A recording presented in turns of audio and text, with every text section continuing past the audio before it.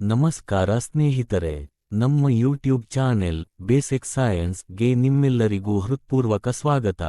ಇಂದಿನ ಪ್ರಯೋಗದಲ್ಲಿ ನಾವು ವಿಜ್ಞಾನದಲ್ಲಿ ಬಹಳ ಆಸಕ್ತಿದಾಯಕವಾದ ಒಂದು ವಿಷಯವನ್ನು ನೋಡೋಣ. ಅದರ ಹೆಸರು ಎಡ್ಡಿ ಕರೆಂಟ್. ಎಡಿ ಕರೆಂಟ್ ಬೇಕಾಗುವ ಸಾಮಗ್ರಿಗಳು: ಅಲ್ಯೂಮಿನಿಯಂ ರೋಲರ್.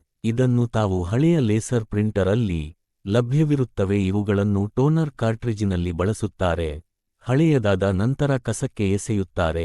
ಅವುಗಳನ್ನು ನೀವು ಬಳಸಿಕೊಳ್ಳಬಹುದು. ಸೈಕಲ್ ಡೈನಮೋದ ಒಂದು ಮ್ಯಾಗ್ನೆಟ್. ಇಲ್ಲಿ ಗಮನಿಸಿ, ಆ ಮ್ಯಾಗ್ನೆಟ್ ಅನ್ನು ಒಂದು ಡಿಸಿ ಮೋಟಾರ್ಗೆ ಗಮ್ ಸಹಾಯದಿಂದ ಫಿಕ್ಸ್ ಮಾಡಲಾಗಿದೆ. ಡಿಸಿ ಮೋಟಾರ್ ಅನ್ನು ಬ್ಯಾಟರಿಗೆ ಕನೆಕ್ಟ್ ಮಾಡಿ ಬ್ಯಾಟರಿಯನ್ನು ಜೋಡಿಸಿದೆ ಹಾಗೂ ಈ ವಿದ್ಯುನ್ಮಂಡಲವನ್ನು ಆನ್ ಆಫ್ ಮಾಡಲು ಒಂದು ಸ್ವಿಚ್ ಅನ್ನು ಹಾಕಿದೆ. ಸ್ವಿಚ್ ಅನ್ನು ಅದುಮಿದಾಗ ಡಿಸಿ ಮೋಟಾರ್ ಮ್ಯಾಗ್ನೆಟ್ನೊಂದಿಗೆ ತಿರುಗುತ್ತದೆ. ಇದನ್ನು ಚಿತ್ರದಲ್ಲಿ ಗಮನಿಸಬಹುದು. ಈ ಪ್ರಯೋಗವನ್ನು ಮಹಾನ್ ವಿಜ್ಞಾನಿ ಮೈಕಲ್ ಫ್ಯಾರಡೆ ಅವರ ವಿದ್ಯುತ್ಕಾಂತೀಯ ಪ್ರೇರಣೆಯ ತತ್ವದ ಆಧಾರದ ಮೇಲೆ ಅರ್ಥಮಾಡಿಕೊಳ್ಳಬಹುದು. ಒಂದು ಬಲವಾದ ಅಯಸ್ಕಾಂತವನ್ನು ಲೋಹದ ಹಾಳೆ ಅಥವಾ ಅಲ್ಯೂಮಿನಿಯಂ ಪ್ಲೇಟ್ ಹತ್ತಿರ ಚಲಿಸಿದಾಗ ಆ ಲೋಹದ ಒಳಗೆ ಸಣ್ಣ ಸಣ್ಣ ವೃತ್ತಾಕಾರದ ವಿದ್ಯುತ್ ಪ್ರವಾಹಗಳು ಉಂಟಾಗುತ್ತವೆ. ಇವನ್ನೇ ಎಡ್ಡಿ ಕರೆಂಟ್ ಎಂದು ಕರೆಯುತ್ತಾರೆ.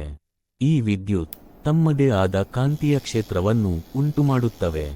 ಪರಿಣಾಮವಾಗಿ ಅಯಸ್ಕಾಂತದ ಚಲನೆಗೆ ವಿರೋಧ ಉಂಟಾಗುತ್ತದೆ ಹಾಗೂ ಮ್ಯಾಗ್ನೆಟ್ ತಿರುಗಲು ಪ್ರಾರಂಭಿಸಿದಾಗ ಅದರ ಪಕ್ಕದಲ್ಲಿರುವ ಅಲ್ಯೂಮಿನಿಯಂ ರೋಲರ್ ಕೂಡ ಅತಿ ವೇಗದಲ್ಲಿ ತಿರುಗುವುದು. ಇದನ್ನು ಗಮನಿಸಿ.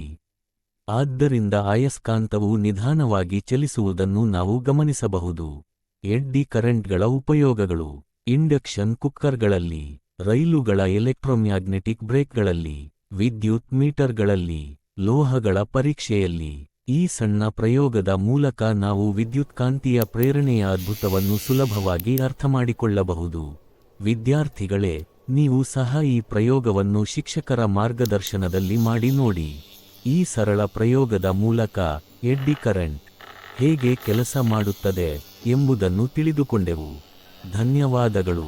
ಈ ವಿಡಿಯೋ ನಿಮಗೆ ಇಷ್ಟವಾದರೆ ಲೈಕ್ ಮಾಡಿ, ಶೇರ್ ಮಾಡಿ ಮತ್ತು ನಮ್ಮ ಬೇಸಿಕ್ ಸೈನ್ಸ್ 25 ಚಾನೆಲ್ಗೆ ಸಬ್ಸ್ಕ್ರೈಬ್ ಮಾಡಿ.